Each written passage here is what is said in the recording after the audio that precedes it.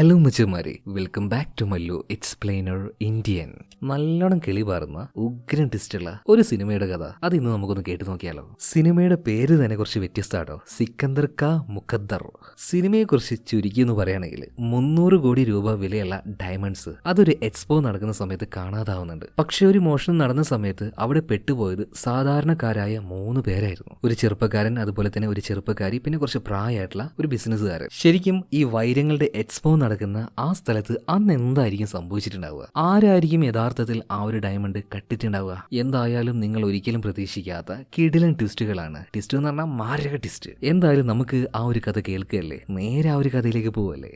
സിനിമയുടെ ആരംഭത്തിൽ തന്നെ കണ്ണാടി വെച്ച ഒരാൾ ഭയങ്കര വേഗത്തിൽ ടെൻഷൻ ആയിക്കൊണ്ട് ഓടിക്കൊണ്ടിരിക്കുകയാണ്. ഇതേ സമയത്ത് തന്നെ ടൗണിന്റെ ഒരു ഭാഗത്തായിട്ട് ഒരു വലിയ എക്സ്പോ നടന്നുകൊണ്ടിരിക്കുകയാണ്. വെറും ഒരു എക്സ്പോ അല്ല, ഡയമണ്ട്, വിലപിടിപ്പുള്ള ഒരുപാട് സ്റ്റോണുകൾ, അതിന്റെ എക്സ്പോ ആണ് ഇവിടെ വെച്ച് നടന്നുകൊണ്ടിരിക്കുന്നത്. അതുകൊണ്ട് തന്നെ ഈ എക്സ്പോ നടക്കുന്ന സമയത്ത് മോഷണോ അല്ലെങ്കിൽ റോബറിയോ അങ്ങനെ എന്തെങ്കിലുമൊക്കെ നടക്കാനുള്ള സാധ്യത നല്ല രീതിയിലുണ്ട്. അതുകൊണ്ട് ശക്തമായ പോലീസ് കാവലുണ്ട്. യൂണിഫോമിലും ഉണ്ട്, അതുപോലെ തന്നെ മഫ്തിയിലും പോലീസുകാരുണ്ട്. അതായത് നോർമൽ ആയിട്ടുള്ള ആൾക്കാരുടെ രീതിയിലും പോലീസുകാർ അവിടെ നിൽക്കുന്നുണ്ട്. മാത്രമല്ല ഇതുപോലെ ഒരു എക്സ്പോ ആകുമ്പോൾ അവിടെ പലയധികം സെക്ഷൻസ് ഉണ്ടാവുമല്ലോ. അതിലൊരു സെക്ഷനിൽ ജോലി ചെയ്യുന്ന ആളാണ് നമ്മുടെ കഥാനായികയായിട്ടുള്ള കാമിനി സിംഗ്, മറ്റാരുമല്ല തമന്ന തന്നെ. കൂടെ തന്നെ ഈ കാമിനി സിംഗിന്റെ മുതലാളിയായിട്ടുള്ള മങ്കേഷ് ദേശായി ഉണ്ട്. അപ്പൊ ഈ ഒരു വൈരക്കല്ലുകള്, ഡയമണ്ട്സ്, ഈ ഒരു മേഖലയിൽ ഇയാൾക്ക് 10-20 വർഷത്തെ എക്സ്പീരിയൻസ് ഒക്കെ ഉണ്ട് കേട്ടോ. അതുപോലെ തന്നെ അവിടെ ചെറുപ്പക്കാരനായിട്ടുള്ള മറ്റൊരാളെ കാണിക്കുന്നുണ്ട്. ഇവന്റെ പേര് സിക്കന്ദർ ശർമ്മ എന്നാണ്. അവിടെയുള്ള കമ്പ്യൂട്ടറിന്റെയും കാര്യങ്ങളൊക്കെ നോക്കുന്ന ഒരു ടെക്നീഷ്യനാണ് ഈ സിക്കന്ദർ ശർമ്മ. ഇതിനുശേഷം നമ്മൾ തുടക്കത്തിൽ കണ്ട കണ്ണാടി വെച്ച ഒരാൾ ടെൻഷനായിട്ട് ഇങ്ങനെ ഓടുന്നുണ്ടല്ലോ. ഇയാളിപ്പോ റോഡരികിൽ ഒരു ഫോൺ കാണുന്നുണ്ട്. അതായത് 1 രൂപ കോയിനെ കെട്ട് വിളിക്കുന്ന ഫോൺ ഉണ്ടല്ലോ. എന്തായാലും ആ ഒരു ഫോണിൽ പോലീസുകാർ വിളിക്കാൻ വേണ്ടി ഇയാൾ നോക്കുകയാണ്. എന്നാൽ കയ്യിൽ 1 രൂപ കോയിൻ ഇല്ലായിരുന്നു. അതുകൊണ്ട് തന്നെ അടുത്തൊരു പിച്ചക്കാരനുണ്ടായിരുന്നു. ഇയാളുടെ കയ്യിൽ നിന്ന് 1 രൂപ കോയിൻ മേടിച്ചിട്ടാണ് ഈ കോൾ ചെയ്യുന്നത്. അത്രയും അർജന്റ് ആണ്. അങ്ങനെ പോലീസുകാർക്ക് നേരെ വിളിക്കുകയാണ്. ഏത് പോലീസുകാർക്കാന്ന് വെച്ചാൽ അവിടെ എക്സ്പോ നടക്കുന്നുണ്ടല്ലോ, സോ അവിടെയുള്ള പോലീസുകാർക്കാണ് വിളിക്കുന്നത്. കാരണം എന്താ വെച്ചാൽ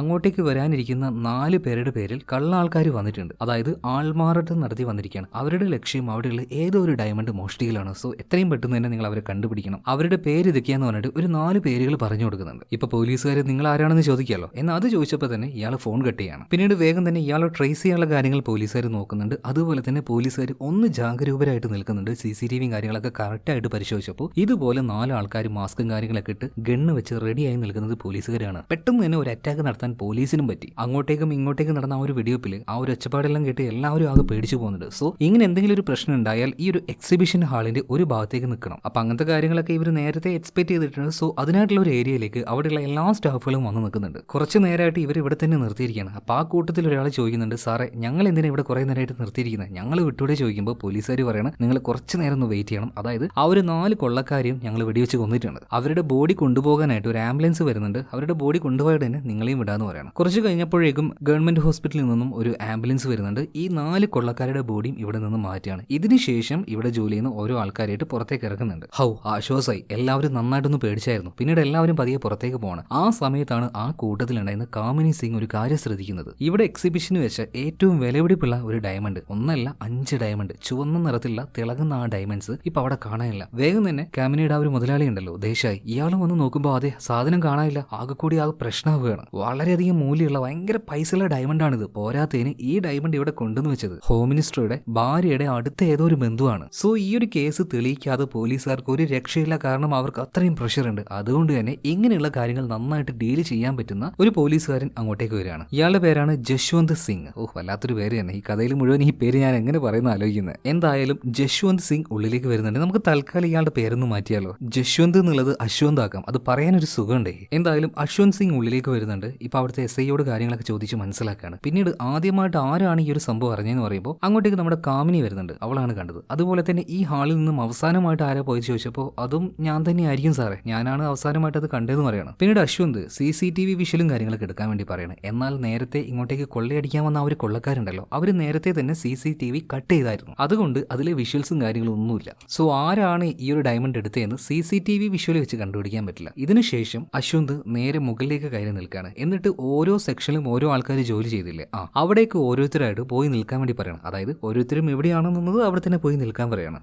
കുറച്ചു നേരം എല്ലാം നല്ല രീതിയിൽ ഒന്ന് ഒബ്സർവ് ചെയ്തതിന് ശേഷം മോഷണം പോയ ആ ഒരു ഡയമണ്ട് ഉള്ള സെക്ഷൻ ഉണ്ടല്ലോ, അതിന് ചുറ്റുമുള്ള അല്ലെങ്കിൽ അവിടെയായിട്ട് നിന്നിരുന്ന കുറച്ച് പേരോട് അവിടെ തന്നെ നിൽക്കാൻ പറയുന്നുണ്ട്. ആ കൂട്ടത്തിൽ നമ്മുടെ കാമിനി സിംഗ് അടക്കുന്നുണ്ട്. ബാക്കിയുള്ള എല്ലാവരും പറഞ്ഞു വിടുന്നുണ്ട് കേട്ടോ. പക്ഷേ വെറുതെ അങ്ങ് പറഞ്ഞു വിടുകയല്ല, അവരുടെ ഡീറ്റെയിലും കാര്യങ്ങളൊക്കെ പോലീസുകാർ എഴുതിയെടുക്കുന്നുണ്ട്. പിന്നീട് ഇവിടെ നിൽക്കാൻ പറഞ്ഞ ആൾക്കാരുടെ ദേഹം മുഴുവനായിട്ട് മരിച്ച് പരിശോധിക്കുകയാണ്. ആ കൂട്ടത്തിൽ ഇപ്പോൾ സിക്കന്ദർ ശർമ്മയുണ്ട്. അപ്പൊ അവന്റെ പരിശോധനയും കാര്യങ്ങളൊക്കെ കഴിഞ്ഞ് അവന്റെ ഡീറ്റെയിൽ എടുത്തപ്പോൾ അവനാണ് ഇവിടുത്തെ ആ ഒരു ടെക്നീഷ്യൻ എന്ന് മനസ്സിലായി. ഓഹോ, അപ്പൊ നിന്റെ സഹായത്തോടു കൂടി ആയിരിക്കുമല്ലോ CCTV കട്ട് ചെയ്തിട്ടുണ്ടാവുക. ഇപ്പൊ ഒരുമാതിരി ഒരു ആക്കിയ രീതിയിൽ സിക്കന്ദർ ഒരു കാര്യം പറയുന്നുണ്ട്. സാറേ, ഈ കമ്പ്യൂട്ടർ ടെക്നീഷ്യൻ എന്ന് പറഞ്ഞാലും CCTV ടെക്നീഷ്യൻ എന്ന് വെച്ചാലും അത് രണ്ടും രണ്ടാണ്. ഇപ്പൊ ആ ഒരു പോലീസുകാരന് ദേഷ്യം വരുന്നുണ്ട്. ഓവറായിട്ട് സംസാരിക്കേണ്ട, കഴിഞ്ഞെങ്കിൽ പൊയ്ക്കോ എന്ന് പറയണം. അപ്പൊ അത് കഴിഞ്ഞപ്പോൾ കുറച്ച് വേഗത്തിൽ സിക്കന്ദർ പോവാണ്. അതുകൊണ്ട് തന്നെ അവിടെയുള്ള ഒരാളുടെ ദേഹത്ത് തട്ടി. ഇത് കണ്ടപ്പോൾ അശ്വന്ത് അവനൊന്ന് വിളിക്കുന്നുണ്ട്. അല്ല എങ്ങോട്ടേക്ക് പോകുന്നത്, എന്താ ഇത്ര തിരക്കെന്ന് ചോദിക്കുന്നത്. അതൊന്നുമില്ല സാറേ, വീട്ടിൽ അമ്മ ഒറ്റയ്ക്കാണ്, ഞാൻ ചെന്നിട്ടില്ലെങ്കിൽ അമ്മയുടെ കാര്യം ആകെ കുഴപ്പത്തിലാവും.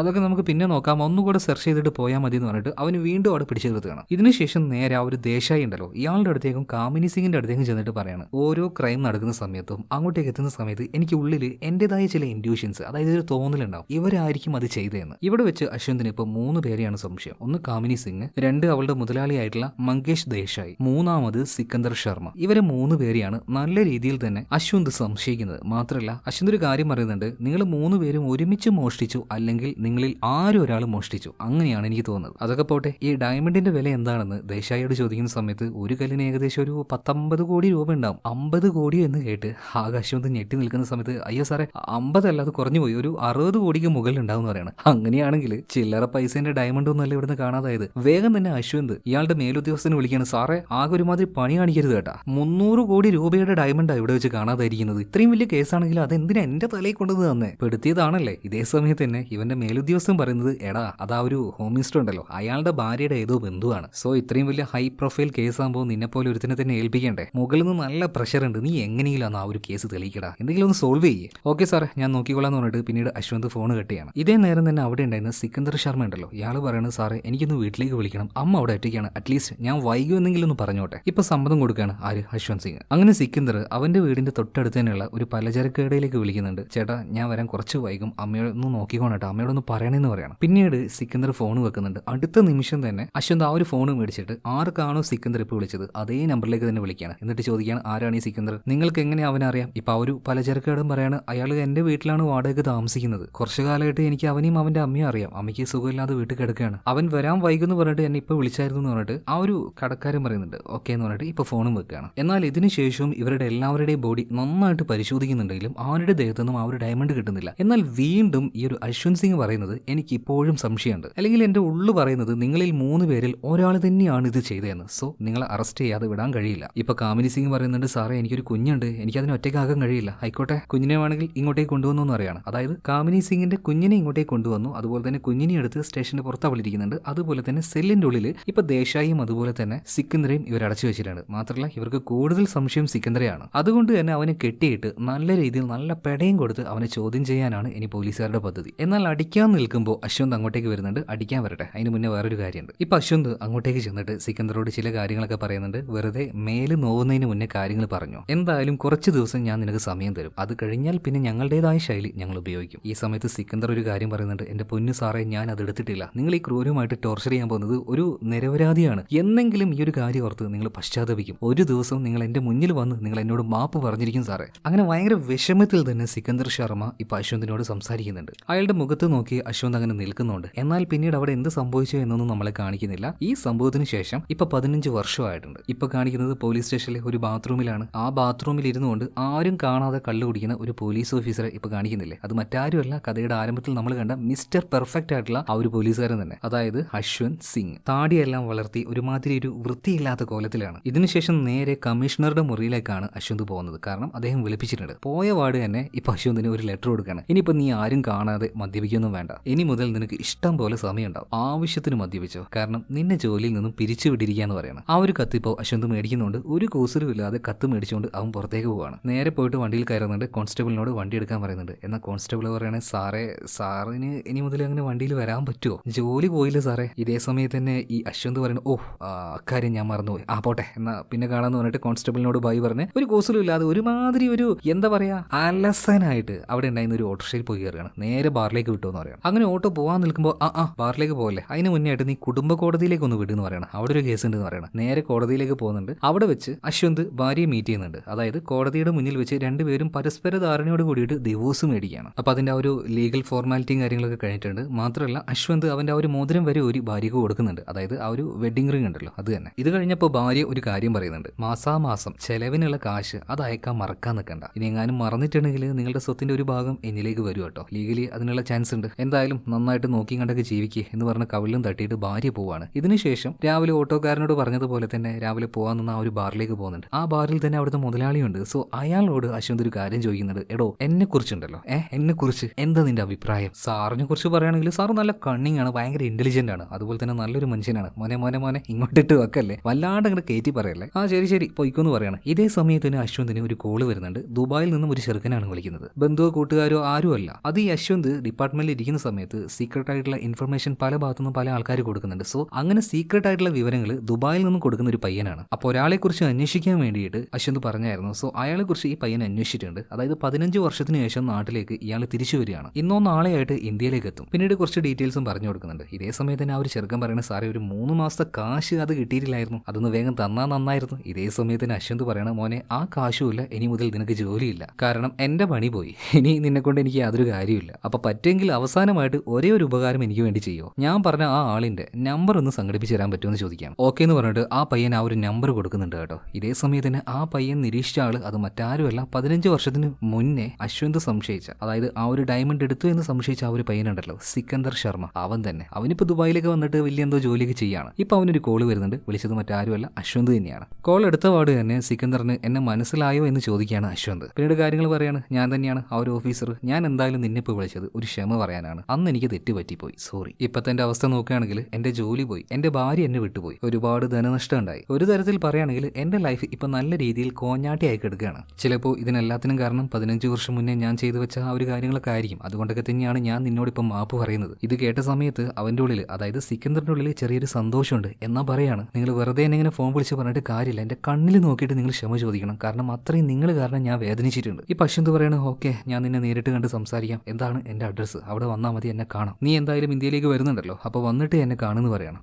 എന്തായാലും പോലീസുകാരനായിട്ടുള്ള ഈ അശ്വന്ത് സിംഗ് ഉണ്ടല്ലോ, ഇയാൾ വിളിച്ചു കഴിഞ്ഞതിന് ശേഷം നമ്മുടെ ഈ ഒരു സിക്കന്ദർ ഭയങ്കരമായിട്ട് കരയാണ്. കാരണം അന്ന് നടന്ന ആ ഒരു സംഭവങ്ങൾ അത് ആലോചിച്ചിട്ട്, അതായത് അന്ന് ഇവർ 3 പേരെയും അറസ്റ്റ് ചെയ്തായിരുന്നല്ലോ, സിക്കന്ദർ, അതുപോലെ തന്നെ കാമിനി സിംഗ്, പിന്നെ മങ്കേഷ് ദേശായി. ഇവരെ 3 പേരെയും ഒരു 2 ആഴ്ചത്തേക്ക് ചോദ്യം ചെയ്യാനായിട്ട് ഇവർ 3 പേരെയും കസ്റ്റഡിയിലേക്ക് വിട്ടുതരണമെന്ന് അവർ പറഞ്ഞു. സോ കോടതി ആ ഒരു കാര്യങ്ങളൊക്കെ നോക്കിയതിനു ശേഷം കേസ് അന്വേഷിക്കുന്ന അശ്വന്ത് സിംഗ് ഉണ്ടല്ലോ, അയാളോട് തന്നെ കാര്യങ്ങൾ നേരിട്ട് ചോദിക്കുമ്പോൾ ഈ അശ്വന്ത് സിംഗും അത് തന്നെയാണ് പറയുന്നത്, ഇവർ 3 പേരെയും 2 ആഴ്ചത്തേക്ക് കസ്റ്റഡിയിൽ വിട്ടുതരണം. ഇതേ സമയത്ത് തന്നെ ഇവരുടെ വക്കീലുണ്ടല്ലോ, ആ വക്കീൽ ഇപ്പൊ കോടതിയോട് പറയുന്ന കാര്യം എന്താ വെച്ചാൽ അതൊന്നും പറ്റില്ല, കാരണം ഇവരാണ് ഇത് ചെയ്തത് എന്നതിന് തെളിവൊന്നുമില്ല, ആരും കണ്ടതായിട്ട് സാക്ഷികളുമില്ല, പിന്നെ എന്തിന്റെ പേരിലാണ് ഇവരെ അറസ്റ്റ് ചെയ്യാൻ പോകുന്നത്. അതായത് ഈ വക്കീൽ വാദിക്കുന്നത് ആ ഒരു മങ്കേഷ് ദേശായിക്ക് വേണ്ടിയിട്ടാണ്. അതുപോലെ തന്നെ ഈ സിക്കന്ദറിന്റെ കയ്യിൽ കുറച്ച് കാശുള്ളത് കൊണ്ട് അവനും വേണ്ടി വാദിക്കുന്നുണ്ട്. അപ്പൊ കാമിനിക്ക് വേണ്ടി കോടതിയിൽ വക്കീലൊന്നും ഹാജരായിട്ടില്ല. അപ്പൊ ജഡ്ജി ചോദിക്കുന്നുണ്ട് എന്താണ് മോളെ വക്കീലിനൊന്നും വേണ്ടേ. ഈ സമയത്ത് കാമിനി ഒരു കാര്യം പറയുന്നുണ്ട്, ജഡ്ജി സാറെ എനിക്കിതൊന്നും പരിചയമില്ല, ഇതൊക്കെ ആദ്യമായിട്ടാണ്, എന്തൊക്കെയാ ചെയ്യേണ്ടതെന്ന് എനിക്കറിയില്ല, അതുകൊണ്ടാണ്. ഇതേ നേരം തന്നെ ഇപ്പൊ ഒരു മങ്കേഷ് ദേശായിയുടെ വക്കീൽ പറയണ കുഴപ്പമില്ല, അവരുടെ കാര്യം കൂടെ ഞാൻ വാദിച്ചോളാം എന്ന് പറയണം. എന്തായാലും കാര്യങ്ങളെല്ലാം കേട്ട് കഴിഞ്ഞപ്പോൾ ജഡ്ജി ഒരു കാര്യം പറയുന്നുണ്ട്, പോലീസുകാർ പറഞ്ഞതുപോലെ 2 ആഴ്ചയൊന്നും വിട്ടുതരാൻ പറ്റില്ല, ഒരാഴ്ചത്തേക്ക് വേണമെങ്കിൽ അവരെ ചോദ്യം ചെയ്യാൻ നിങ്ങൾക്ക്. പക്ഷേ പോലീസുകാർക്ക് ഒരാഴ്ച തന്നെ ധാരാളമാണ് ഇവർ ഇടിച്ച് പിഴിയാൻ വേണ്ടിയിട്ട്. അങ്ങനെ ഫ്ലാഷ് ബാക്ക് കഴിഞ്ഞ് ഇപ്പൊ പ്രസന്റിൽ കാണിക്കുകയാണ്. അതായത് സിക്കന്ദർ ശർമ്മയെ തന്നെ ദുബായിൽ വന്ന് കഴിഞ്ഞ 15 വർഷം നന്നായിട്ട് അധ്വാനിച്ചിട്ടുണ്ട്, വലിയ കുഴപ്പമൊന്നുമില്ലാതെ സമ്പാദിച്ചിട്ടുണ്ട്. അപ്പൊ ആ ഒരു കാശുമായിട്ട് ഇനി എല്ലാം ഒഴിവാക്കിയിട്ട് നാട്ടിൽ വരികയാണ്. അപ്പൊ നേരെ എയർപോർട്ടിലേക്ക് പോകുന്നുണ്ട്. അതുപോലെ തന്നെ ഭാര്യയോട് ഇതുപോലെ വരുന്നുണ്ട് എന്നുള്ള കാര്യങ്ങളൊക്കെ വിളിച്ച് പറയുന്നുണ്ട്. ഇതിനുശേഷം വീണ്ടും ഒരു ഫ്ലാഷ് ബാക്ക് കാണിക്കുകയാണ്. അതായത് കോടതി ഇവർ ഒരാഴ്ചത്തേക്ക് വിട്ടുകൊടുത്തല്ലോ, ഇവരെ നേരെ ആശുപത്രിയിലേക്ക് കൊണ്ടുവന്നിട്ട് ടെസ്റ്റും കാര്യങ്ങളൊക്കെ ചെയ്യണം. സ്കാൻ ചെയ്ത് നോക്കുമ്പോൾ ഇവരുടെ ആരുടെയും വയറ്റിൽ ഇതുപോലെ ഡയമണ്ട് ഒന്നുമില്ല. ഇതിനിടയിൽ പോലീസുകാർ മറ്റൊരു കാര്യം കൂടെ കണ്ടെത്തിയിട്ടുണ്ടായിരുന്നു. അതായത് ഈ എക്സിബിഷൻ നടക്കുന്ന ഭാഗത്ത് ഒരു കൊള്ള നടക്കാൻ പോകാന്ന് പറഞ്ഞിട്ട് ഒരാൾ വിളിച്ച് പറഞ്ഞായിരുന്നല്ലോ. സോ അയാളെ പോലീസുകാർ ട്രേസ് ചെയ്ത് ഇയാളോട് കാര്യങ്ങൾ ചോദിക്കുമ്പോൾ ഇയാൾക്ക് പറയാനുണ്ടായിരുന്നത് മറ്റൊരു കാര്യമായിരുന്നു. അതായത് ഇയാളുടെ ഇഷ്ടപ്രകാരം എല്ലായിരുന്നു അന്ന് പോലീസുകാരെ ഫോൺ വിളിച്ചതും അങ്ങനെയുള്ള കാര്യങ്ങൾ പറഞ്ഞതും വിശദമായിട്ട് പറയാൻ വേണ്ടി ഇപ്പൊ പോലീസുകാർ പറയണം. അതായത് ഈ കണ്ണാടിക്കാരനുണ്ടല്ലോ, എന്നത്തെയും പോലെ തന്നെ ഇയാളുടെ മകളെ ഒരു ഓട്ടോയിൽ കയറ്റാൻ വേണ്ടി പോവാണ്. ഓട്ടോയിൽ കയറ്റി വിട്ടു. കുറച്ച് കഴിഞ്ഞപ്പോൾ ഇയാൾക്കൊരു കോള് വന്നു. വിളിച്ച ആള് പറയാണ്, അല്പനേരം കൊണ്ട് നിങ്ങളുടെ മകളെ ഞാൻ തൂക്കും, പക്ഷെ ഒരു പോറല് പോലും ഏൽക്കാതെ നിങ്ങളുടെ മകളെ നിങ്ങൾക്ക് വേണമെങ്കിൽ ഞാൻ പറയുന്ന ഒരു കാര്യം അത് അതുപോലെ തന്നെ ചെയ്തോ. നിങ്ങളുടെ പോക്കറ്റിൽ ഒരു പേപ്പർ ഉണ്ടാവും, ആ പേപ്പറിൽ എഴുതിയത് എന്താണോ അതുപോലെ വിളിച്ച് പോലീസുകാരോട് സംസാരിക്കണം. പക്ഷേ ഫോൺ ഉപയോഗിക്കാൻ പാടില്ല. 1 രൂപ കോയിൻ ടെലിഫോൺ ഉണ്ടല്ലോ, അത് ഉപയോഗിച്ച് മാത്രമേ പോലീസുകാരെ വിളിക്കാൻ പാടുള്ളൂ. പറയുള്ളൂ. അങ്ങനെയാണ് ഇയാൾ പോലീസുകാരോട് ഈ കാര്യം വിളിച്ചു പറയുന്നത്. അല്ലാതെ ഇതുമായിട്ട് ഇയാൾക്ക് യാതൊരു ബന്ധവുമില്ല.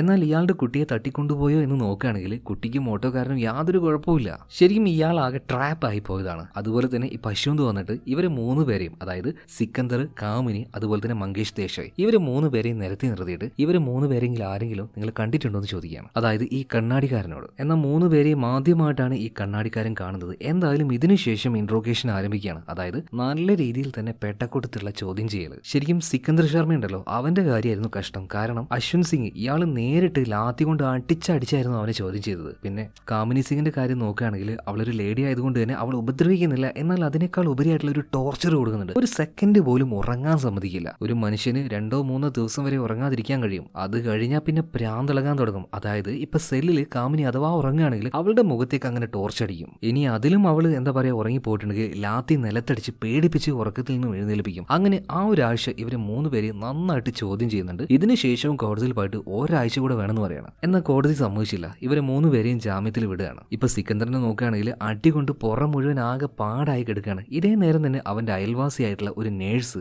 മരുന്നെല്ലാം വെച്ച് കൊടുക്കാനായിട്ട് വരുന്നുണ്ട്. അപ്പൊ ഈ നേഴ്സിനെ കണ്ടപ്പോഴാണ് ഒരു കാര്യം ഓർമ്മ വരുന്നത്. ഇവരെ ടെസ്റ്റ് ചെയ്യാനായിട്ട് ഹോസ്പിറ്റലിലേക്ക് കൊണ്ടുപോയിരുന്നല്ലോ. പക്ഷേ ടെസ്റ്റ് ചെയ്തപ്പോൾ പ്രത്യേകിച്ചൊന്നും കിട്ടിയതുമില്ല. അങ്ങനെ തിരിച്ചു വരുന്ന സമയത്ത് ഒരു നേഴ്സിന്റെ ദേഹത്ത് സിക്കന്ദർ തട്ടിയായിരുന്നു. അത് മറ്റാരുമല്ല, ഈ ഒരു നേഴ്സ് തന്നെയാണ്. പരിചയം ഉണ്ടായിട്ടും ആ ആശുപത്രിയിൽ വെച്ച് സിക്കന്ദർ യാതൊരു രീതിയിലും അവരെ മൈൻഡ് ആക്കിയിട്ടില്ല. ഇപ്പൊ ആ ഒരു നേഴ്സ് തന്നെയാണ് മരുന്ന് വെച്ച് കൊടുക്കാനായിട്ട് സിക്കന്ദറിന്റെ അടുത്തേക്ക് വന്നിരിക്കുന്നത്. ഇപ്പൊ നേഴ്സ് മരുന്ന് വെച്ചുകൊണ്ടിരിക്കുമ്പോൾ ഒരു കാര്യം ചോദിക്കുന്നുണ്ട്. അന്ന് ആശുപത്രിയിൽ കണ്ടിട്ട് എന്തുകൊണ്ട് എന്നെ മൈൻഡ് ചെയ്യാതിരുന്നത്? ഇപ്പൊ സിക്കന്ദർ പറയണം, അതൊന്നുമില്ല, ഒരു പ്രാന്തൻ പോലീസ് ഓഫീസറാണ് ഈ കേസ് അന്വേഷിക്കുന്നത്. അയാൾക്ക് എന്തോ അയാളുടെ ഉള്ളിൽ തോന്നുന്ന കാര്യങ്ങൾ പെട്ടെന്ന് ചെയ്യുന്നൊക്കെ പറയുന്നത്. അപ്പൊ നീ എൻ്റെ അടുത്ത് സംസാരിച്ചാൽ അതിന്റെ പേരിൽ ഇനി നിന്നെ ചോദ്യം ചെയ്യേണ്ട എന്ന് കരുതിയിട്ടാണ് അവിടെ വെച്ച് മൈൻഡ് ആക്കാതിരുന്നത്, അല്ലാതെ വേറെ ഒന്നും കൊണ്ടല്ല. അങ്ങനെ മരുന്നെല്ലാം വെച്ച് കൊടുത്തിട്ട് അവൾ അവിടുന്ന് പോവാണ്. അതായത് ആ ഒരു നേഴ്സ്. ആ സമയത്ത് സിക്കന്ദറിന്റെ അമ്മ ചോദിക്കുന്നുണ്ട്, അല്ല മോളെ നിന്നെ പെണ്ണ് കാണാനായിട്ട് ഒരു ചെറുക്കനൊക്കെ വന്നു എന്ന് പറയുന്നുണ്ട്. ആ അമ്മേ, വയസ്സൊക്കെ കൂടിയവരല്ലേ, നിങ്ങളുടെ മകനെയാണെങ്കിൽ ഞാൻ പലതവണ നോക്കിയിട്ടുണ്ട്, എന്നാൽ അവൻ എന്നൊന്നും മൈൻഡ് ആക്കുന്നില്ല, എനിക്കും വേണ്ട ഒരു ലൈഫ്. പിന്നീട് സിക്കന്ദറിന്റെ അമ്മയോട് യാത്ര പറഞ്ഞുകൊണ്ട് നേഴ്സ് അവിടുന്ന് പോകുന്നുണ്ട്. അതുപോലെ വേറൊരു കാര്യം പറയാൻ വിട്ടുപോയി. ഈ ഒരു അശ്വന്ത് സിംഗ് ഉണ്ടല്ലോ, ഇയാൾക്ക് കാമിനി സിംഗിന്റെ മേത്ത് നല്ല സംശയം തോന്നാനുള്ള കാരണം അവള് പറഞ്ഞത് ഒരു 3 മാസം മാത്രമേ ആയിട്ടുള്ളൂ ഈ ഒരു ജോലി ചെയ്യാൻ തുടങ്ങിയിട്ടുണ്ട്. എന്നാൽ അതിൽ കൂടുതൽ അവൾ വർക്ക് ചെയ്തിട്ടുണ്ട്. പക്ഷെ അതിനിടയിൽ ഒരു ഗ്യാപ്പ് ഇട്ടിട്ടുണ്ടായിരുന്നു. ആ ഗ്യാപ്പിന് ശേഷം ഒരു 3 മാസം വർക്ക് ചെയ്തായിരുന്നു. അപ്പൊ എന്തിനാണ് അങ്ങനെ ഒരു നുണ പറഞ്ഞത് അവള്? അതിന്റെ പേരിലാണ് കാമിനി സിംഗിനെ അശ്വന്ത് സിംഗ് സംശയിക്കുന്നത്. പിന്നീട് ഇതിന് ശേഷം സിക്കന്ദർ പല ജോലിക്കായിട്ട് ശ്രമിക്കുന്നുണ്ടെങ്കിലും ഒരു ജോലിയിലും അവൻ എടുക്കുന്നില്ല. കാരണം ഇങ്ങനെ ഒരു മോഷണ കേസിന്റെ പേരിൽ അറസ്റ്റ് ചെയ്ത ആളാണല്ലോ. അതുകൊണ്ട് ജീവിക്കാൻ തന്നെ ഇപ്പോ നമ്മുടെ ഈ ഒരു സിംഗിന് പറ്റുന്നില്ല. പാവം ഒരുപാട് കഷ്ടപ്പെടുകയാണ് കേട്ടോ. ഭക്ഷണത്തിന് വരെ കാശില്ലാതായി മാറിയിരിക്കുകയാണ്. അതുപോലെ തന്നെ വീട്ടിന്റെ വാടക ഒരു 3 മാസമായിട്ട് കൊടുക്കുന്നില്ല, അത് പെൻഡിങ് ആണ്. അതുകൊണ്ട് തന്നെ വീട്ടിന്റെ ഓണർ അവനിപ്പോ അധികം വൈകാതെ ഇവിടുന്ന് പുറത്താക്കാൻ പോവാണ്. പാവം സിക്കന്ദർ അമ്മയും കൂട്ടിയിട്ട് ഇനി എങ്ങോട്ടേക്ക് പോകാനാണ്? ഇതിനിടയിൽ വക്കീലിന്റെ ഭാഗത്തുനിന്നുള്ള പ്രഷറും, അയാൾക്ക് ഫീസ് കണ്ടിന്യൂസ് ആയിട്ട് അങ്ങനെ കൊടുക്കണ്ടേ. ഇപ്പൊ കൊടുക്കാനായിട്ട് സിക്കന്ദറിന്റെ കയ്യിൽ ഒന്നുമില്ല. ഈ സമയത്താണ് അങ്ങോട്ടേക്ക് കാമിനി വരുന്നത്. അവളുടെ കയ്യിലുണ്ടായിരുന്ന കാശ് അവളിപ്പോ വക്കീലിന് കൊടുക്കുകയാണ്. വക്കീൽ എന്തായാലും ഹാപ്പിയായി. ഇതേ സമയത്ത് തന്നെ ഈ കാമിനിയുടെ അടുത്തേക്ക് വന്നിട്ട് സിക്കന്ദർ ഒരു കാര്യം ചോദിക്കുന്നുണ്ട്, അല്ല നീ എന്തിനാണ് ആ ഒരു കാശ് കൊടുത്തത്? കാമിനി പറയാണ്, ഞാനായാലും നീ ആയാലും എന്തായാലും കാശ് കൊടുക്കണല്ലോ, നീ കൊടുത്താലും ഞാൻ കൊടുക്കേണ്ടി വരും. അതെന്തായാലും പോട്ടെ, അന്ന് നീ ഒരു ഉപകാരം ചെയ്തല്ലോ, കോടതിയിൽ വെച്ച് എനിക്ക് വേണ്ടി കുറച്ച് കാശ് തന്നായിരുന്നല്ലോ, അത് തിരിച്ചു തന്നാന്ന് വിചാരിച്ചാൽ മതി. പിന്നീട് ഓരോ കാര്യങ്ങളൊക്കെ അവർ അങ്ങോട്ടും ഇങ്ങോട്ടും സംസാരിക്കുന്നുണ്ട്, പേഴ്സണൽ ആയിട്ടുള്ള കാര്യങ്ങൾ വരെ. കാമിനിക്ക് ഒരു കുഞ്ഞുണ്ട്, പക്ഷേ ഹസ്ബൻഡ് ഇല്ല, ഡിവോഴ്സ്ഡ് ആണ്. അയാൾ മറ്റേതൊരു പെണ്ണിന്റെ കൂടെ ഇപ്പൊ ജീവിക്കുന്നുണ്ട്. ഇപ്പൊ ഈ ഒരു സിക്കന്ദർ അവന്റെ കാര്യങ്ങളും പറയാണ് കേട്ടോ. എന്തായാലും രണ്ടുപേർക്കിടയിൽ ചെറിയൊരു റൊമാൻസ് വറക്കാവുന്നുണ്ട്. അധികം വൈകാതെ രണ്ടുപേരും പ്രണയത്തിലാവുകയാണ്. ഇതിനിടയിൽ സിക്കന്ദറിന് മറ്റൊരു കാര്യം കൂടെ നേരിടേണ്ടി വന്നു. അവന്റെ അമ്മ മരണപ്പെട്ടു പോവാണ്. അധികം വൈകാതെ തന്നെ ആ ഒരു വീട് വിട്ട് സിക്കന്ദറിന് ഇറങ്ങേണ്ടി വന്നു. അതിനുശേഷം എങ്ങോട്ടേക്ക് പോകണമെന്ന് അവന് യാതൊരു ഐഡിയ ഇല്ലായിരുന്നു. പെരുവഴിയിലായി എന്ന് പറയാലോ. പിന്നെ ഒരുപാട് നേരത്തെ ആലോചനയ്ക്ക് ശേഷം അവനൊരു തീരുമാനം എടുക്കുകയാണ്, കാമിനിയുടെ അടുത്തേക്ക് പോവാം. അങ്ങനെ അവളുടെ വീട്ടിലേക്ക് പോവാണ്. അധികം വൈകാതെ തന്നെ ഇവർ രണ്ടുപേരും രജിസ്റ്റർ മാരേജ് ചെയ്യുന്നുണ്ട്. ഈ കാര്യങ്ങളെല്ലാം ഫ്ലൈറ്റിൽ നിന്നുകൊണ്ട് ഇപ്പൊ നമ്മുടെ സിക്കന്ദർ ഓർക്കുകയാണ് കേട്ടോ. കാരണം 15 വർഷം മുന്നേ നടന്ന ആ ഒരു കാര്യങ്ങൾ ലൈഫിൽ എത്ര കഴിഞ്ഞാലും ആ കാര്യം അവനെ കൊണ്ട് മറക്കാൻ പറ്റില്ല. അത്രക്കും ആ ഒരു സമയത്ത് അവൻ കഷ്ടപ്പെട്ടിട്ടുണ്ട്. അങ്ങനെ നാട്ടിലേക്ക് അവൻ എത്തിയിട്ടുണ്ട്. അവനെ കൂട്ടാനായിട്ട് എയർപോർട്ടിലേക്ക് ഒരു ഫ്രണ്ട് വന്നിട്ടുണ്ട് കേട്ടോ. അവന് നന്നായിട്ട് കെയർ ചെയ്യുന്നുണ്ട്. കാരണം ഒരു സമയത്ത് ഈ ഫ്രണ്ടിന് കുറച്ച് കാശെല്ലാം കൊടുത്തിട്ട് സിക്കന്ദർ ഹെൽപ്പ് ചെയ്തായിരുന്നു. ഇപ്പൊ ആ ഒരു ഫ്രണ്ട് ഈ കാര്യമൊക്കെ പറയുമ്പോൾ സിക്കന്ദർ പറയണം, ഒന്നും മിണ്ടാതിരിക്കടാ, ഒന്നും അല്ലാത്ത സമയത്ത് ഞാൻ വട്ടപൂജയായ സമയത്ത് നിങ്ങളുടെയൊക്കെ സപ്പോർട്ട് കൊണ്ടാടാ ഞാൻ അങ്ങോട്ടേക്ക് പോയത്, അതുകൊണ്ടാണ് ഈ രീതിയിൽ രക്ഷപ്പെട്ടത്. അങ്ങനെ വീട്ടിലേക്ക് പോയിക്കൊണ്ടിരിക്കുമ്പോൾ പെട്ടെന്ന് കാർ നിർത്താൻ വേണ്ടി സിക്കന്ദർ പറയുന്നുണ്ട്. ഒരു ബാറായിരുന്നു അത്. ഞാൻ ഇപ്പൊ വരാന്ന് പറഞ്ഞിട്ട് ആ ഒരു ബാറിന്റെ ഉള്ളിലേക്ക് സിക്കന്ദർ പോകുന്നുണ്ട്. നേരെ അതിന്റെ മുകളിലേക്ക് പോവാണ്. കാരണം ഏറ്റവും മുകളിലായിട്ട് അവിടെ അശ്വന്ത് സിംഗ് വെയിറ്റ് ചെയ്യുന്നുണ്ട്. കാരണം 15 വർഷം മുന്നേ എങ്ങനെയായിരുന്നു സിക്കന്ദറിന്റെ ലൈഫ്, അതുപോലെയാണ് അശ്വന്ത് സിംഗിന്റെ ലൈഫ് ഇപ്പോൾ. സ്വത്തും പോയി, പണവും പോയി, ജോലിയും പോയി, കെട്ടിയോളും പോയി, എല്ലാം കൂടെ പോയിട്ട് ഒരു കോഞ്ഞാട്ടയായ അവസ്ഥ. അങ്ങനെ ഈ അശ്വന്തിന്റെ മുന്നിൽ പോയിരുന്നിട്ട് സിക്കന്ദർ ഒരു കാര്യം ചോദിക്കുന്നുണ്ട്, ഇനി പറ, നിങ്ങൾ എന്താണോ പറയാൻ ഉദ്ദേശിക്കുന്നത് ആ കാര്യം എന്റെ കണ്ണിൽ നോക്കിയിട്ട് പറ. ഈ സമയത്ത് അശ്വന്ത് സിംഗ് ഒരു കാര്യം പറയുന്നുണ്ട്, എന്തായാലും ഞാൻ മാപ്പ് പറയാൻ പോവാണ്, പക്ഷേ ഈ ഒരു 15 വർഷം കൊണ്ട് നിന്റെ ലൈഫിലുണ്ടായ മാറ്റങ്ങൾ അതൊന്ന് എന്നോട് പറയുമെന്ന് പറയണം. സോ ആ ഒരു ഫ്ലാഷ് ബാക്ക് ഇപ്പൊ കാണിക്കുന്നുണ്ട്. സിക്കന്ദർ ഇപ്പൊ ജീവിക്കുന്നത് നമ്മുടെ കാമിനി സിംഗിന്റെ കൂടെയാണ്, പക്ഷെ ഇപ്പോഴും അവന് നല്ലൊരു ജോലിയൊന്നുമില്ല കേട്ടോ. അവരുടെ കേസും കാര്യങ്ങളൊക്കെ ഇങ്ങനെ നടന്നുകൊണ്ടിരിക്കുകയാണ്. ആ സമയത്താണ് കോടതിയിലെ എന്തൊക്കെയോ ചില വിഷയങ്ങൾ കാരണം ഇനി 1 മാസത്തിന് ശേഷം മാത്രമേ കേസ് മുന്നോട്ടേക്ക് പോകുള്ളൂ, കേസ് വിളിക്കുകയുള്ളൂ. ആ നേരം എന്ത് ചെയ്യണം എന്നറിയാതെ നിൽക്കുന്ന സമയത്ത് സിക്കന്ദറിനെ വന്ന് ഹെൽപ്പ് ചെയ്തത് ഇപ്പൊ അവന്റെ കൂടെ ഉണ്ടായിരുന്ന ആ ഒരു കൂട്ടുകാരനുണ്ടല്ലോ, ആ കൂട്ടുകാരനാണ്. നിന്റെ എല്ലാ കാര്യങ്ങളും എനിക്ക് നന്നായിട്ട് അറിയാം, അതുകൊണ്ട് തന്നെ അവന്റെ പരിചയത്തിൽ ഒരു സ്ഥലത്ത് സിക്കന്ദറിന് ജോലിയാക്കി കൊടുത്തിട്ടുണ്ട്. അത് ആഗ്രയിലാണെന്ന് തോന്നുന്നു. പിന്നീട് സിക്കന്ദർ ഉണ്ടല്ലോ, ഭാര്യയായിട്ടുള്ള കാമിനി സിംഗ്, അതുപോലെ തന്നെ അവളുടെ ആ ഒരു മകൻ, പിന്നെ കാമിനിക്ക് ഒരു അനിയത്തിയുണ്ട്. അവര് സ്വന്തം ഫാമിലിയായി കണ്ടുകൊണ്ട് തന്നെ നേരെ അങ്ങോട്ടേക്ക് പോവാണ്. അവിടെ ജോലി ചെയ്യുന്നുണ്ട്. അങ്ങനെ കുറച്ച് ദിവസങ്ങൾ കടന്നു പോകുന്നുണ്ട്. ഈ സമയത്താണ് ഒരു വക്കീൽ വിളിച്ചിട്ട് നമ്മുടെ സിക്കന്ദറിനോട് ഒരു കാര്യം പറയുന്നത്, അതായത് ലാസ്റ്റ് നടന്ന ആ ഒരു ഹിയറിംഗിൽ നീ എന്താ ഹാജരാവാതിരുന്നത്, വരാത്തത് കൊണ്ട് തന്നെ നിനക്കെതിരെ വാറന്റ് ഇഷ്യൂ ഉണ്ട്, അതുകൊണ്ട് എന്തായാലും അടുത്ത തവണ ഹാജരാവാതിരിക്കാൻ നീ മറക്കണ്ടെന്ന് പറയണം. ഇപ്പൊ സിക്കന്ദറും ആകെ ടെൻഷൻ ആവുകയാണ്, എത്രയും പെട്ടെന്ന് തന്നെ നാട്ടിലേക്ക് പോകണം, ഇനി അടുത്ത തവണ കേസ് വിളിക്കുമ്പോൾ എന്തായാലും ഹാജരാവണം. പിന്നീട് കാമിനി സിംഗിനോട് പറഞ്ഞുകൊണ്ട് നേരെ അവൻ നാട്ടിലേക്ക് പോകുന്നുണ്ട്. കോടതിയിൽ ഹയറിംഗ് വന്നിട്ടുണ്ട്. പക്ഷെ ഇത്തവണ ആ പഴയ ജഡ്ജിയല്ല, ഒരു ലേഡിയാണ്, പുതിയ ആളാണ്. ഇവരെ കുറിച്ച് പറയുകയാണെങ്കിൽ അത്യാവശ്യം നല്ല ദേഷ്യക്കാരിയാണ്, അതുപോലെ തന്നെ കുറച്ച് ഈഗോയുടെ കാര്യമുണ്ട്. അപ്പൊ ഈ കേസുമായി ബന്ധപ്പെട്ട എല്ലാവരും ഹാജരായിട്ടുണ്ടോ എന്ന് ചോദിച്ചപ്പോൾ നമ്മുടെ സിക്കന്ദർ ഹാജരായിട്ടുണ്ട്, എന്നാൽ ആ ഒരു പോലീസുകാരൻ SI അശ്വന്ത് സിംഗ് ഹാജരായിട്ടില്ല എന്ന് പറയണം. അതെന്താ കാരണം ചോദിച്ചപ്പോൾ കോൺസ്റ്റബിൾ ഒരു കാര്യം പറയുന്നുണ്ട്, മറ്റൊരു കേസുമായി ബന്ധപ്പെട്ട് അശ്വന്ത് സിംഗ് അങ്ങോട്ടേക്ക് പോയിരിക്കുകയാണ്. ഇതെന്തായാലും ഈ ഒരു ജഡ്ജിക്ക് ഇഷ്ടമായില്ല. ഇങ്ങനൊരു കേസ് ഇവിടെ വിളിക്കുമ്പോൾ ഇങ്ങോട്ടേക്ക് ഒരു ഇച്ചിരി നേരം വന്നു നോക്കാൻ എന്താ അയാൾക്ക് ഇത്ര സമയം ഇല്ലാണ്ടായോ? ഞാൻ പറഞ്ഞല്ലോ, ആളൊരു ഇച്ചിരി ദേഷ്യക്കാരിയാണ്, അതിന് പുറമെ ഒരു ഇച്ചിരി ഈഗോ ഉണ്ട്. സോ ഇതെല്ലാം കൂടിയായിട്ട് അവരൊരു തീരുമാനം എടുക്കുന്നുണ്ട്. മാത്രമല്ല തെളിവുകൾ യാതൊന്നുമില്ല, അയാളുടെ ഉള്ളിൽ ആ ഒരു ഇൻഡ്യൂഷൻ വെച്ചാണ് ഈ 3 പേരെയും അറസ്റ്റ് ചെയ്തിരിക്കുന്നത്. അങ്ങനെ ജഡ്ജി ഇപ്പോൾ ഒരു വിധി പ്രഖ്യാപിക്കുന്നുണ്ട്. അതായത് ഈ 3 പേരും നിരപരാധികളാണ്. വെറുതെ ഒരു തെളിവോ സാക്ഷിയോ ഒന്നും ഇല്ലാത്തതിന്റെ പേരിൽ ഇവരിങ്ങനെ അറസ്റ്റ് ചെയ്ത് വെക്കാനൊന്നും പറ്റില്ല. അങ്ങനെ അവർ 3 പേരെയും വിട്ടയക്കുകയാണ്. ഇതിങ്ങനെ വളരെ സിമ്പിളായിട്ട് എളുപ്പത്തിൽ നടക്കാനുള്ള ഒരു കാരണം ഇവരുടെ ആ ഒരു ഈഗോയും കൂടിയാണ് കേട്ടോ. എന്തായാലും നമ്മുടെ സിക്കന്ദർ ഇപ്പോൾ ഭയങ്കര സന്തോഷത്തിലാണ്. വക്കീലിനോടൊക്കെ നന്ദി പറയുന്നുണ്ട്. പിന്നീട് നേരെ ഭാര്യയുടെ അടുത്തേക്ക്, കാമിനി സിംഗിന്റെ അടുത്തേക്ക് വരുന്നുണ്ട്. അവളോടും കാര്യങ്ങളൊക്കെ പറയണം. പക്ഷെ വന്നു നോക്കുമ്പോൾ കാമിനിക്ക് എന്തോ തീരെ വയ്യാത്തതുപോലെ. എന്നാൽ അവളോട് ചോദിക്കുമ്പോൾ കുഴപ്പമൊന്നുമില്ല, അത് എന്താ പറയാ, മരുന്നൊക്കെ കഴിച്ചാൽ മാറുന്നു പറഞ്ഞിട്ട് അവളിങ്ങനെ ഒഴിഞ്ഞു മാറുകയാണ്. എന്നാൽ സിക്കന്ദറിന് അവളുടെ ആ ഒരു ബുദ്ധിമുട്ട് മനസ്സിലായി വേഗം തന്നെ ആശുപത്രിയിലേക്ക് കൊണ്ടുപോകണം. ഡോക്ടറോട് പറഞ്ഞ് സ്കാനിങ്ങും കാര്യങ്ങളൊക്കെ ചെയ്തു നോക്കിയപ്പോൾ വയറ്റിൽ എന്തൊക്കെയോ ചില പ്രശ്നങ്ങളുണ്ട്,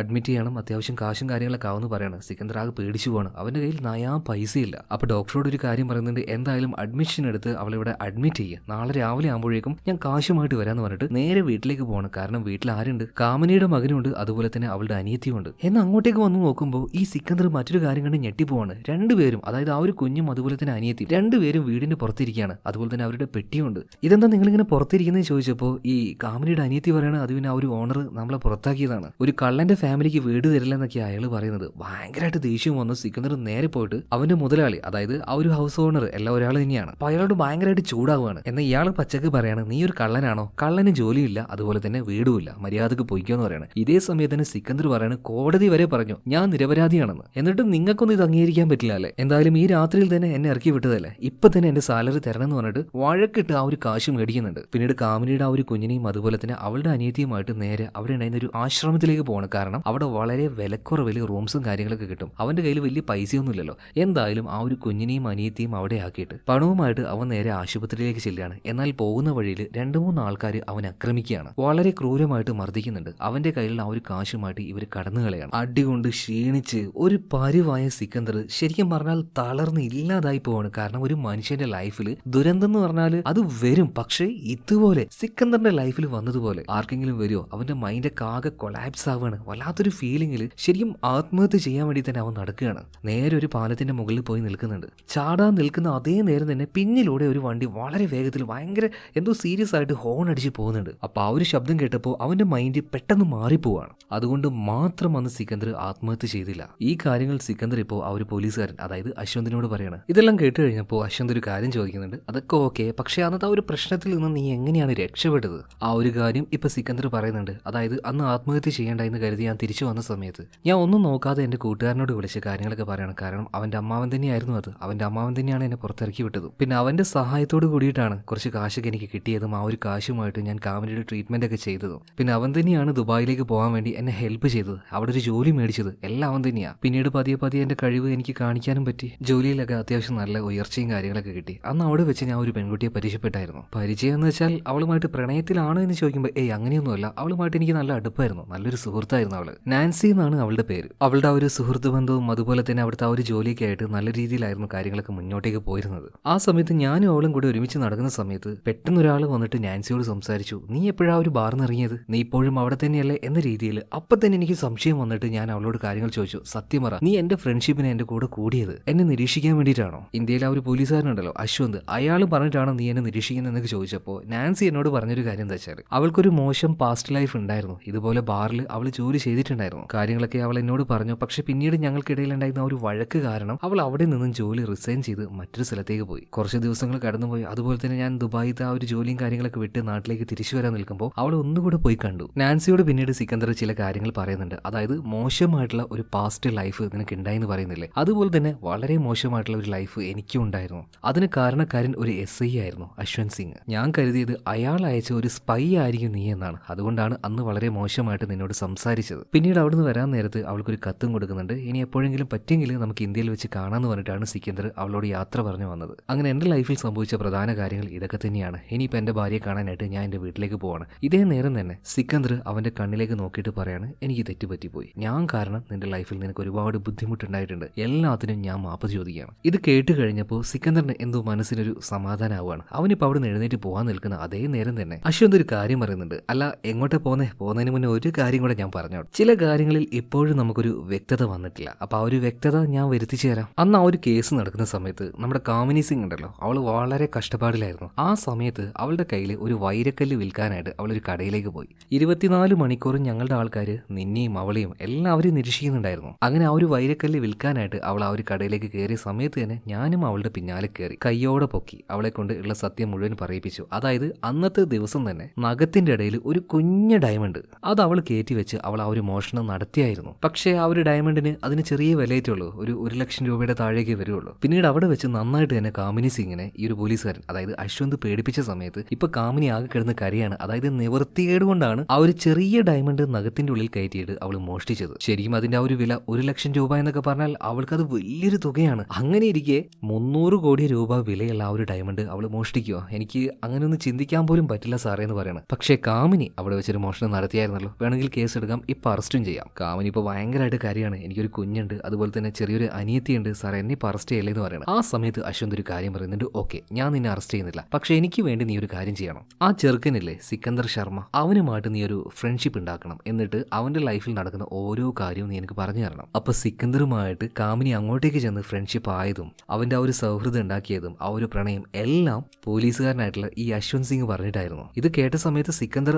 ആകെ ഞെട്ടിപ്പോകുന്നുണ്ട്. മാത്രമല്ല മറ്റൊരു കാര്യം കൂടെ ഈ ഒരു അശ്വന്ത് സിംഗ് ചെയ്തു വെച്ചിട്ടുണ്ടായിരുന്നു. അതായത് സിക്കന്ദറും അവന്റെ അമ്മയും താമസിച്ച ആ ഒരു വീട്ടിൽ നിന്നും ആ ഒരു ഓണർ അവനെ പുറത്താക്കിയില്ലേ, അതിന്റെ കാരണം ഈ അശ്വന്ത് സിംഗ് തന്നെയാണ്. പിന്നെ അന്ന് രാത്രി ഹോസ്പിറ്റലിലേക്ക് കാശുമായിട്ട് പോകുമ്പോൾ 2-3 ആൾക്കാർ അവനെ മർദ്ദിച്ച് കാശുമായിട്ട് കടന്നു കളഞ്ഞില്ലേ, അതിന്റെ പിന്നിലും ഈ ഒരു അശ്വന്ത് സിംഗ് തന്നെയാണ്. ഒരു വിധത്തിൽ പറയുകയാണെങ്കിൽ അവന്റെ ലൈഫ് കോഞ്ഞാട്ടാക്കിയത് ഈ ഒരു അശ്വന്ത് സിംഗ് തന്നെയാണ്. ഇതിനേക്കാൾ ഉപരിയായിട്ട് മറ്റൊരു ടിസ്റ്റ് കൂടെ ഉണ്ട്. അന്ന് അവൻ ചാടി ആത്മഹത്യ ചെയ്യാൻ നിൽക്കുന്ന സമയത്ത് വളരെ അർജന്റ് ആയിട്ട് ഒരു കാർ പോകുന്നുണ്ടായിരുന്നല്ലോ ഹോൺ അടിച്ചുകൊണ്ട്. ആ കാർ അത്രയും ഒച്ചയും ബഹളം ഉണ്ടാക്കി പോയത് കൊണ്ട് മാത്രമാണ് ഈ ഒരു സിക്കന്ദർ ആത്മഹത്യ ചെയ്യാതിരുന്നത്. അന്ന് ആ കാറിൽ ഉണ്ടായിരുന്നത് അത് മറ്റാരുമല്ല ഈ അശ്വന്ത് സിംഗ് തന്നെയാണ്. അതുപോലെ കൂട്ടുകാരന്റെ അമ്മാവൻ പെട്ടെന്ന് ഒരു രാത്രിയിൽ അവന്റെ ജോലിയും അതുപോലെ തന്നെ അവന്റെ വീടും എല്ലാം ഒഴിവാക്കാൻ പറഞ്ഞല്ലോ, അതിന്റെ പിന്നിലും ഈ ഒരു അശ്വന്ത് സിംഗ് തന്നെയാണ്. ഇതെല്ലാം കേട്ട സമയത്ത് സിക്കന്ദറിന്റെ കണ്ണ് നിറഞ്ഞൊഴുകാണ്. കാരണം ആ ഒരു 15 വർഷം മുന്നേ അവൻ ആ ഒരു സമയത്ത് അനുഭവിച്ച കാര്യങ്ങൾ അത് ആലോചിച്ചിട്ട് സഹിക്കാൻ പറ്റിയില്ല കേട്ടോ. ഒന്നും നോക്കിയില്ല, ഈ അശ്വന്തിന്റെ മുഖത്ത് നോക്കി ഒരേറ്റ അടിയടിക്കുകയാണ്. പിന്നീട് കരഞ്ഞുകൊണ്ട് തന്നെ അവൻ അവിടുന്ന് പോകുന്നുണ്ട്. എന്നാൽ അവന്റെ ആ ഒരു സങ്കടത്തിന്റെ ഏറ്റവും പ്രധാന കാരണം കാമിനി ശരിക്കും അവനെ പ്രണയിക്കാൻ വേണ്ടിയിട്ടൊന്നുമല്ല അവന്റെ അടുത്തേക്ക് വന്നത്, അത് അശ്വന്ത് സിംഗ് പറഞ്ഞതുകൊണ്ട് മാത്രമാണ്. അതാണ് അവന്റെ മനസ്സിനെ വല്ലാണ്ട് വേദനിപ്പിച്ച് കളഞ്ഞത്. പിന്നീട് നേരെ അവന്റെ ആ ഒരു അപ്പാർട്ട്മെന്റിലേക്ക് വരുന്നുണ്ട്. വാതിൽ തുറക്കാണ്. ഭാര്യയായിട്ടുള്ള കാമിനി അവനെ കണ്ട പാടിന് ഭയങ്കരമായിട്ട് സന്തോഷമാണ്. കുറച്ച് നാളുകൾക്ക് ശേഷമാണ് കാണുന്നത്.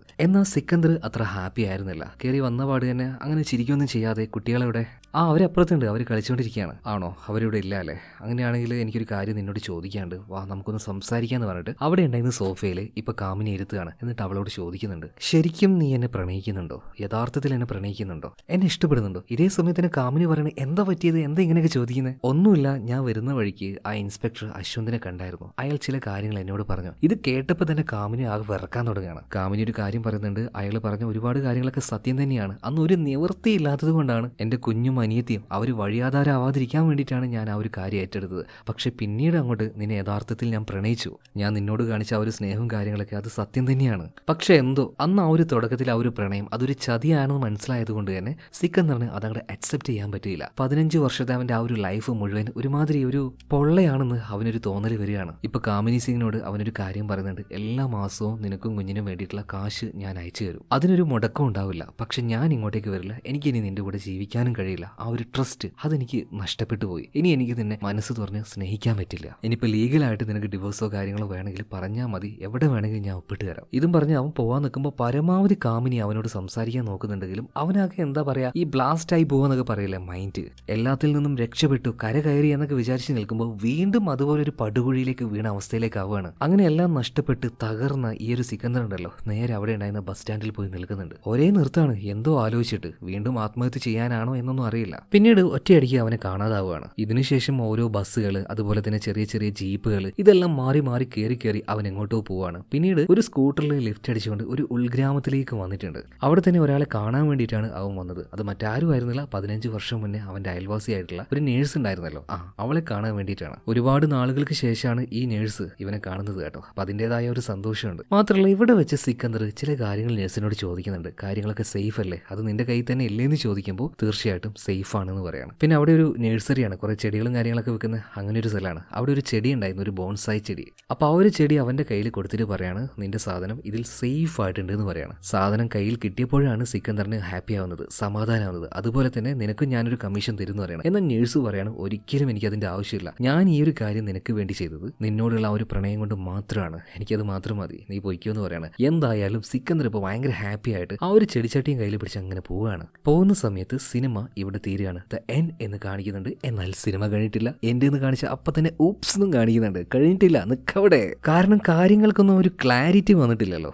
ഇപ്പൊ ആ ഒരു ചെടിയുമായിട്ട് സിക്കന്ദർ അങ്ങനെ പോകുന്ന സമയത്ത് അവൻ പോകുന്ന ബസ്സിന്റെ പിന്നിൽ തന്നെ ഒരാൾ ഇരിക്കുന്നുണ്ടായിരുന്നു. അയാളുടെ കയ്യിലെ ഗണ്ണ് പതിയെ വന്നിട്ട് അവന്റെ തലയിൽ വെക്കുന്നുണ്ട്. ആൾ ആരാണെന്ന് നോക്കുമ്പോൾ മറ്റാരുമല്ല, നമ്മുടെ അശ്വിൻ സിംഗ് തന്നെയാണ്. മര്യാദക്ക് എന്റെ പിറകാല് വന്നെന്ന് പറഞ്ഞിട്ട് അവിടെ നിന്നും ഈ അശ്വിൻ സിംഗ് ഉണ്ടല്ലോ സിക്കന്ദറിനെയും കൂട്ടിക്കൊണ്ട് ഒരു മലയുടെ മുകളിലേക്ക് പോകുന്നുണ്ട്. അവിടെ വെച്ച് ഒരു കമ്പിയിൽ അവനെ കെട്ടിയിടുകയാണ്. മാത്രമല്ല ഇതിനുശേഷം അവൻ കൊണ്ടുവന്ന ആ ഒരു ബോൺസായുടെ ചട്ടി ഉണ്ടല്ലോ, അത് കയ്യിലേക്ക് പിടിച്ച് അത് എറിഞ്ഞു കൊടുക്കാൻ നോക്കുകയാണ്. ഇത് കണ്ടപാടിന് സിക്കന്ദർ പറയുന്നത്, സാറേ ചെയ്യരുത് ചെയ്യരുത്, എന്റെ അമ്മയുടെ അസ്ഥി ആ ഒരു ചെടിയിലുണ്ട്, അസ്ഥി ഒന്ന് പോയടെ ചെറുക്കാന്ന് പറയണം. അപ്പൊ തന്നെ ആ ഒരു ചെടിച്ചട്ടി നിലത്തെറിഞ്ഞ് ഉടക്കുന്നുണ്ട്. ആ സമയത്ത് അതിന്റെ ഉള്ളിൽ നിന്നും ചെറിയൊരു പാക്കറ്റ് കിട്ടുന്നുണ്ട്. ആ പാക്കറ്റ് എടുത്ത് നോക്കുമ്പോൾ അതിന്റെ ഉള്ളിൽ നിന്നും കാണാതായ ആ 5 ഡയമണ്ടും കിട്ടുന്നുണ്ട്. 300 കോടി രൂപ വില മതിക്കുന്ന ആ ഡയമണ്ടുകൾ. സാധനം കിട്ടിയ പാട് തന്നെ അശ്വന്ത് ആദ്യം വിളിക്കുന്നത് അയാളുടെ ഭാര്യയാണ്. ഭാര്യയോട് പറയണത്, ഞാൻ 15 വർഷങ്ങൾക്ക് മുന്നേ നിന്നോട് പറഞ്ഞില്ലേ, അതെടുത്തവൻ ആ ഒരു സിക്കന്ദർ തന്നെയാണെന്ന്, അത് സത്യമാണെന്ന് ഞാനിപ്പോൾ കണ്ടുപിടിച്ചിട്ടുണ്ടെന്ന് പറയണം. ഇതേ നേരം തന്നെ ഡിവോഴ്സ് ആയ ഇവന്റെ ഭാര്യ പറയാണ്, നിങ്ങൾ അന്ന് പറഞ്ഞപ്പോൾ തന്നെ എനിക്ക് ആ ഒരു കാര്യം വിശ്വാസമായിരുന്നു, അതിപ്പോഴും ഇങ്ങനെ പറഞ്ഞുകൊണ്ടിരിക്കേണ്ട ആവശ്യമില്ല,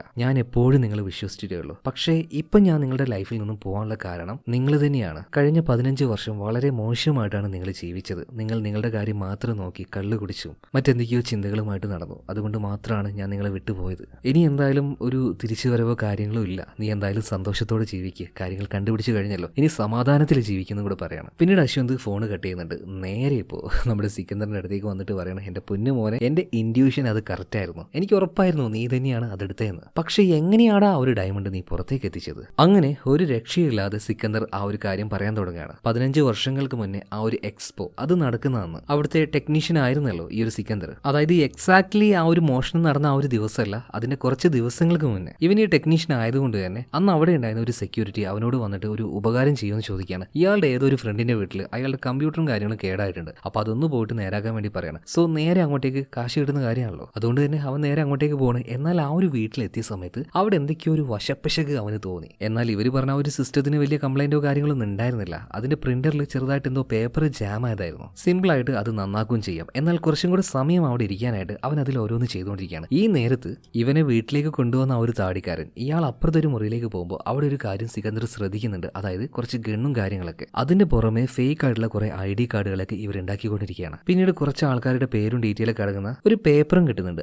ആ പേപ്പറാണ് ആ ഒരു പ്രിന്ററിൽ സ്റ്റെക്കായി പോയത്. പെട്ടെന്ന് തന്നെ ആ ഒരു പേപ്പർ ഊരിയെടുത്ത് അത് ചുരുട്ടി കൂട്ടി കളയുന്നത് പോലെ കാണിച്ച് അവന്റെ കീശയിലിട്ട് കാര്യങ്ങളൊക്കെ റെഡി ആയിട്ടുണ്ട് എന്ന് പറഞ്ഞ് 5000 രൂപയും മേടിച്ച് അവൻ അവിടെ നിന്ന് പോയി. അപ്പൊ തന്നെ അവന് മനസ്സിലായി ഇവന്മാർ എന്തോ ഒരു കാര്യം പ്ലാൻ ചെയ്യുന്നുണ്ട്. അതുപോലെ ഇവരെ വന്ന് ഹെൽപ്പ് ചെയ്യാൻ പറഞ്ഞ ആ ഒരു സെക്യൂരിറ്റി ഉണ്ടല്ലോ, അയാളും ഇവരുടെ ടീമിൽപ്പെട്ട ആളാണ്. ആ കാര്യം നമ്മുടെ ഈ ഒരു സിക്കന്ദറിന് മനസ്സിലായതുകൊണ്ട് തന്നെ പിന്നീട് ആ ഒരു സെക്യൂരിറ്റിയെ ഫോളോ ചെയ്യാൻ തുടങ്ങി. വിചാരിച്ചതുപോലെ തന്നെ ആ കള്ളന്മാരുടെ കൂട്ടാളി തന്നെയാണ് ഈ സെക്യൂരിറ്റിയും. മാത്രമല്ല പിന്നീട് ഇവരുടെ പ്ലാനും കാര്യങ്ങളൊക്കെ ഒളിച്ചിരുന്നുകൊണ്ട് സിക്കന്ദർ കേൾക്കുകയാണ്. അതായത് ഒരു വലിയ എക്സിബിഷൻ മിഷൻ. അത് നടക്കാൻ പോകുന്ന ആ ഒരു ദിവസം അവിടെ വെച്ച് റോബറി നടത്താനാണ് ഇവരുടെ ആ ഒരു പദ്ധതി. കാര്യങ്ങളൊക്കെ കേട്ട് കഴിഞ്ഞപ്പോൾ സിക്കന്ദർ അവനായിട്ടൊരു പ്ലാൻ ഉണ്ടാക്കുകയാണ്. അതായത് ഇവർ മോഷ്ടിക്കാൻ വരുന്ന സമയത്ത് പോലീസുകാരെ ഇവരെ കൊണ്ട് പിടിപ്പിക്കുക. അവിടെ ഒരു പ്രശ്നം ഉണ്ടാവുമല്ലോ, ആ നേരത്തിൽ അവിടെ വെച്ച് മറ്റൊരു മോഷണം നടത്തുക. അതിനായിട്ട് കുറച്ച് ദിവസം ആലോചിച്ച് അവനൊരു പ്ലാൻ ഉണ്ടാക്കുകയാണ്. അവൻ പോകുന്ന വഴിയിൽ എപ്പോഴും ഒരാൾ, അതായത് ആ ഒരു കണ്ണാടിക്കാരൻ ഇയാളുടെ മകളെ ഓട്ടോയിൽ കയറ്റി വിടും. സോ ഇതെന്നും സിക്കന്ദർ കാണുന്നുണ്ട് കേട്ടോ. അപ്പൊ ഈ ഒരു കാര്യം ശ്രദ്ധിച്ചു മാത്രമല്ല ആ ആളൊരു സാധുവാണ്, ചിലപ്പോൾ എന്ത് പറഞ്ഞാലും വിശ്വസിക്കും. അതുകൊണ്ട് തന്നെ ഒരു ദിവസം ഡിസൈഡ് ചെയ്ത്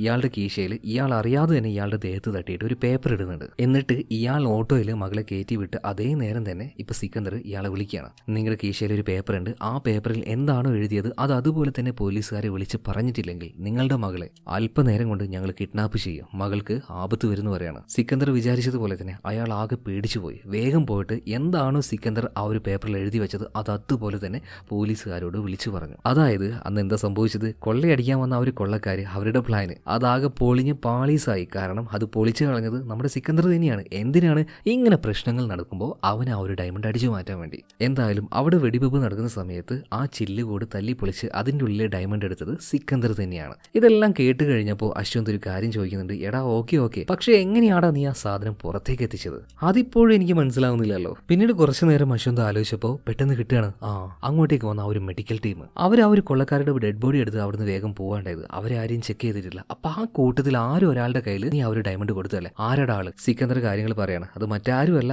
അവന്റെ ഫ്രണ്ട് ആയിട്ടുള്ള അല്ലെങ്കിൽ അവന്റെ വീട്ടിന്റെ തൊട്ടടുത്തുള്ള ആ ഒരു നേഴ്സ് ഉണ്ടല്ലോ, അവള് തന്നെ. സിക്കന്ദർ നേരത്തെ തന്നെ അവളോട് കാര്യങ്ങളൊക്കെ പറഞ്ഞായിരുന്നു, ഇതുപോലൊരു പ്രശ്നം നടക്കും ഇവിടെ. ആ സമയത്ത് അങ്ങോട്ടേക്ക് വന്ന് എന്റെ കയ്യിലെ രത്നങ്ങൾ നീ മേടിക്കണം എന്ന് പറഞ്ഞു. സോ അത് അതുപോലെ തന്നെ അന്ന് നടക്കുകയും ചെയ്തു. എന്നാൽ യാതൊരു പ്രതിഫലത്തിനും വേണ്ടിയിട്ടല്ല ആ ഒരു നേഴ്സ് ഈ കാര്യങ്ങൾ ചെയ്തത്. കാരണം സിക്കന്ദറിനെ അവൾ അത്രയും ആത്മാർത്ഥമായിട്ട് പ്രണയിക്കുന്നുണ്ടായിരുന്നു. ആ പ്രണയത്തിന് വേണ്ടിയിട്ടാണ് നേഴ്സ് ഈ ഒരു കാര്യങ്ങളൊക്കെ ചെയ്തത്. ഇത് കേട്ടപ്പോൾ അശ്വന്ത് ആകെ ഞെട്ടിപ്പോവാണ്. എടാ നിന്റെ ബുദ്ധി അപാരം തന്നെ, ആ നേഴ്സിനെ വെച്ച് നീ ആ ഒരു ഡയമണ്ട് പുറത്തേക്ക് എത്തിക്കുമെന്ന് ഞാൻ സ്വപ്നത്തിൽ വിചാരിച്ചില്ല. അതൊക്കെ പോട്ടെ, ദുബായിൽ നിന്റെ ആ ഒരു ഗേൾ ഫ്രണ്ട് ഉണ്ടല്ലോ നാൻസി, അവളുടെ കയ്യിൽ അവസാനമായിട്ട് നീ ഒരു കത്ത് കൊടുത്തായിരുന്നല്ലോ, അതിലെന്താടാ നീ എഴുതിയിരിക്കുന്നത്? അതും കൂടി ഒന്ന് പറഞ്ഞേ. അതായത് ആ ഒരു കത്തിൽ അവളോടുള്ള ഇഷ്ടമാണ് സിക്കന്ദർ തുറന്നു പറഞ്ഞത്. മാത്രമല്ല നമുക്ക് ഇവിടെ നിന്നും സ്വിറ്റ്സർലാൻഡിലേക്ക് പോവാം, അവിടെ സന്തോഷത്തോടെ ഒരുമിച്ച് ജീവിക്കുക എന്നൊക്കെയാണ് അതിൽ എഴുതിയിരിക്കുന്നത്. അവൾക്ക് അങ്ങോട്ടേക്ക് പോകാൻ ആവശ്യമായിട്ടുള്ള വിസയും കാര്യങ്ങളൊക്കെ അതിലുണ്ടായിരുന്നു കേട്ടോ. അതായത് യഥാർത്ഥത്തിൽ നാൻസിയെ സിക്കന്ദറിന് ഇഷ്ടമായിരുന്നു. അതുപോലെ തന്നെ കാമിനെ അവന് വലിയ താല്പര്യമൊന്നുമില്ല, അവളെ ലൈഫിൽ നിന്നും ഒഴിവാക്കണം, അവളോട് വലിയ ഇഷ്ടമോ പ്രണയം ഒന്നുമില്ല. ഒരു കാരണം കിട്ടിയപ്പോൾ അതിന്റെ പേരിൽ നൈസായിട്ട് അവളങ്ങോട്ട് ഒഴിവാക്കി. ഇതെല്ലാം കേട്ട് കഴിഞ്ഞപ്പോൾ അശ്വന്ത് സിംഗ് ഉണ്ടല്ലോ കുറച്ചു നേരം അവൻ അങ്ങനെ നോക്കി നിൽക്കുകയാണ്.